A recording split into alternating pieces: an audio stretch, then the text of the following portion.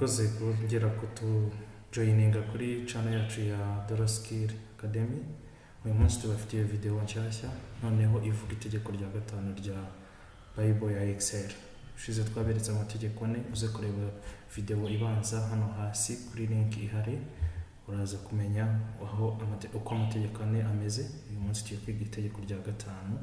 Itegeko rya gatanu riraba ritubwira niba ubibona neza hano twaryise ngo power of dollar sign in Excel dataset. Dollar sign turayivuga mu buryo butatu.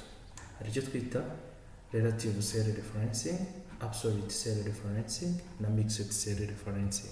Muribuka muri introduction ya Excel twakoze video ya mbere ivuga ku cyo twita data formatting. Data formatting yatubwiraga uburyo data ziri text zijya ibumoso ariko data z'imibare zikajya iburyo. So noneho uyu munsi rero iyo nshaka kugira ngo iyi cell igirane isano n'iyi ngiyi byanze bikunze ari cyo twita referencing, cell referencing. Iyo cell referencing rero iba mu buryo butatu. Ushobora gukora icyo bita relative, ushobora gukora icyo bita absolute, ushobora no gukora icyo bita mixed. Aho niho ngiye kubereka icyo twita power of dollar sign. Dufite segment cyangwa nka portfolio yacu, tukagira igihugu bikorerwamo, tukagira product, tukagira sales, cost of sales, turashaka gushaka profit.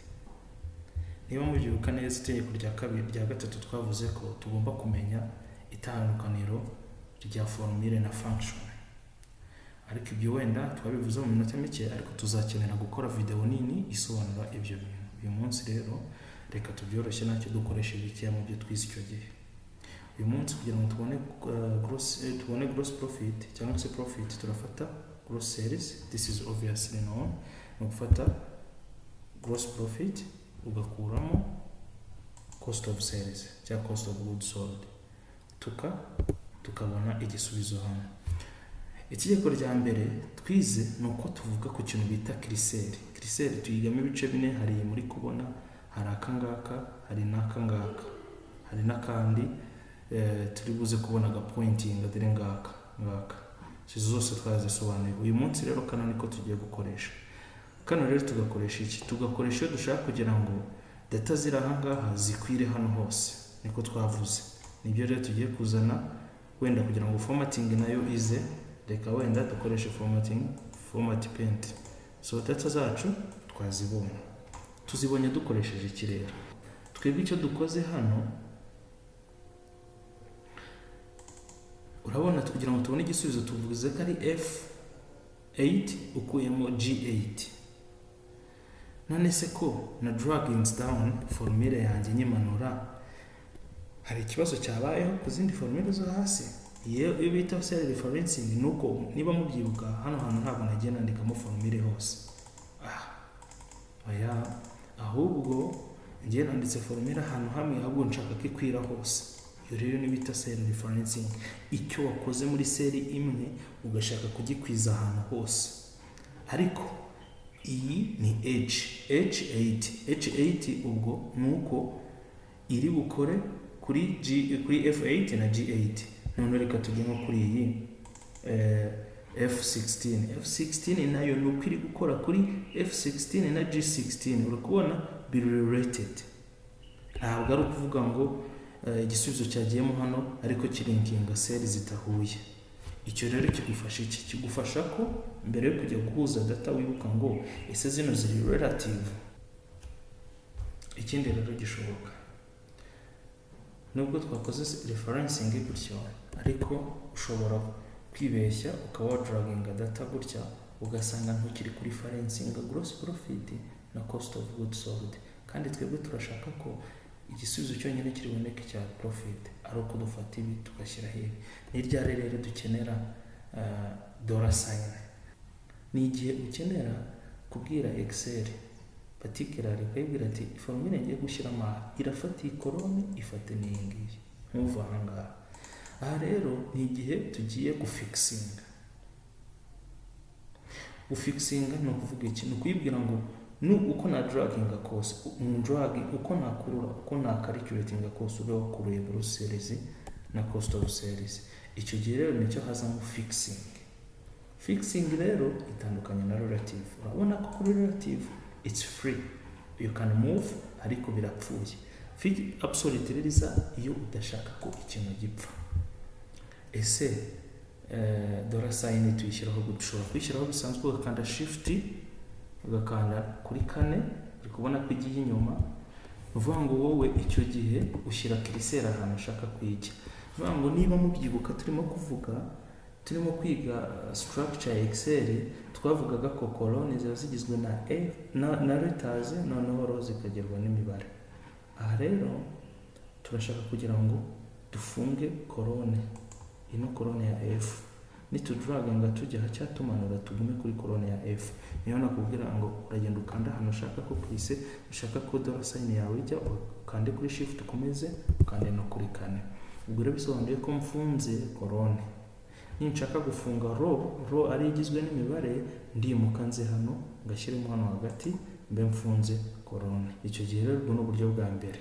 Ubwa kabiri ushobora gukoresha rero kubona iriya dollar sign, ushobora gukoresha quick shortcut yo kuri keyboard yawe ugakanda F4. F4 nuyikanda igera default enye. Iya mbere yikanze ihita izana yafunze yafixinze, urabona yafixinze F na 8. Urabona ko hose yagiye hashyira buri imbere y'ikintu yagiye hashyira dollar sign. Ubwo nibwo buryo bwa mbere, ariko twese ubwo dushaka kureka ko dushaka gukorozinga cyangwa gufixinga colonne, icyo gihe urongera ukande kuri F4. None urabona ko ifixinze row, kandi twebwe siyo dushaka, urongera ukande ihita fixinga colonne. Twe niyo dushaka, iyo ukanzeho bwa kane ihita izikuramo zose. So uribuka ko uburyo bwacu bakandaho gatatu bitugera hariya. Noneho rero formule ikavuga ngo turashaka ko ufata iriya F n'ahantu ugiye ugakuramo nanone iyi G8 nayo ugakanda kuri F inshuro 3 ukawuclosinze G colonne ugakanda kuri enter. Urabona ko iki gisubizo kirangana n'iki. Urugero ni draginga hano, still result is going to be the same. Igisubizo kiraba kimwe. Bisobanura iki rero?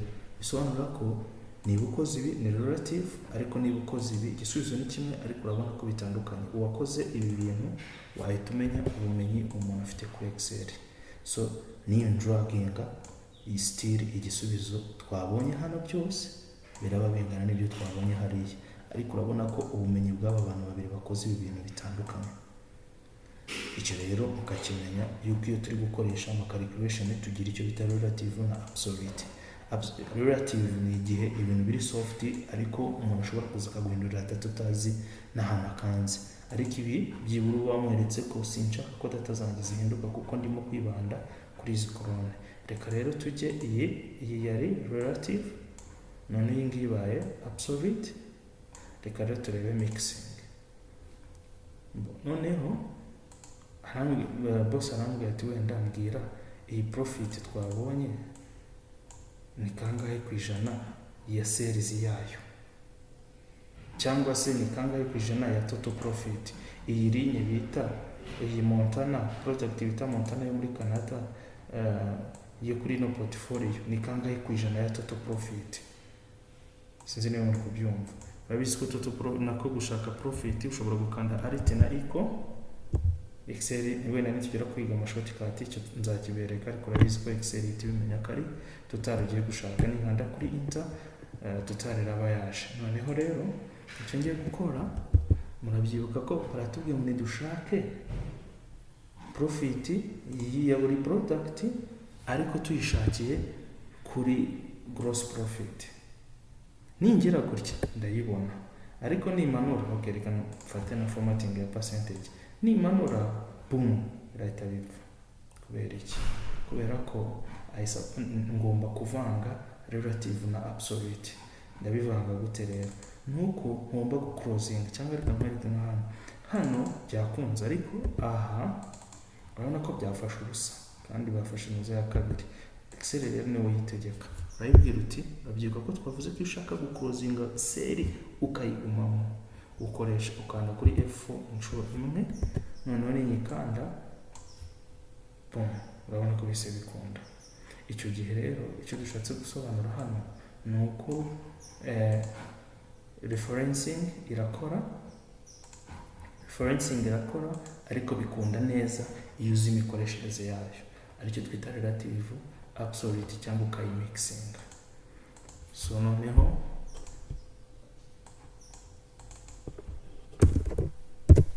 ubungubu akandi kantu nshaka kubigisha uyu munsi w'itegeko rya gatanu rya Excel. Uramutse ufite ikibazo cyangwa igitekerezo watwandikira muri comment ikintu wifuza ko twazakavaringa ibitaha. Uyu munsi twari turi kuri relative, absolute na mixed cell differencing. Murakoze, please liking video, subscribing kuri channel for the future good videos. Murakoze, Imana ibahe umugisha.